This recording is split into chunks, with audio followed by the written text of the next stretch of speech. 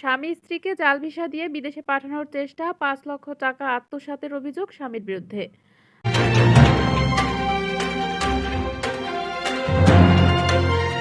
আসসালামু আলাইকুম দর্শক, সকলকে আমন্ত্রণ জানাচ্ছি বিবিআর নিউজের নাফিস আইটি সলিউশন সংবাদে। গাজীপুর শ্রীপুর থেকে ওসমান গনির পাঠানো তথ্যচিত্রে দেখুন বিস্তারিত। গাজীপুরের শ্রীপুরে স্বামী স্ত্রীকে জাল ভিসা দিয়ে বিদেশে পাঠানোর চেষ্টা করে ৫ লক্ষ টাকা হাতিয়ে নেয়। এ বিষয়ে স্ত্রী থানায় একটি লিখিত অভিযোগ দায়ের করেন।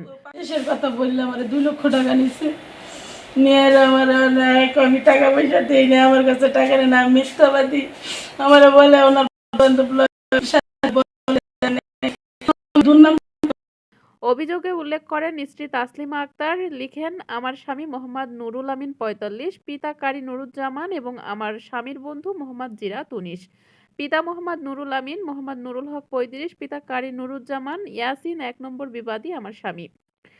আমার স্বামী সারাক্ষণ জুয়া খেলায় আসক্ত থাকে। কৌশল ব্যবসার কথা বলে আমার কাছ থেকে প্রথমে ৩ লক্ষ টাকা এবং পরবর্তীতে জাল ভিসা নিয়ে আমার নিকট হতে ২ লক্ষ টাকা সর্বমোট ৫ লক্ষ টাকা হাতিয়ে নিয়ে আমাকে সর্বশান্ত করেছে আমার স্বামী নুরুল আমিন, এবং আমার নিকট হতে আরো ১ লক্ষ টাকা দাবি করে। সঠিকভাবে ভরণ পোষণ দেয় না। আমি ভরণ পোষণের কথা বললে আমাকে বিভিন্ন সময় খুন জখমের হুমকি দিয়ে আসতে থাকে।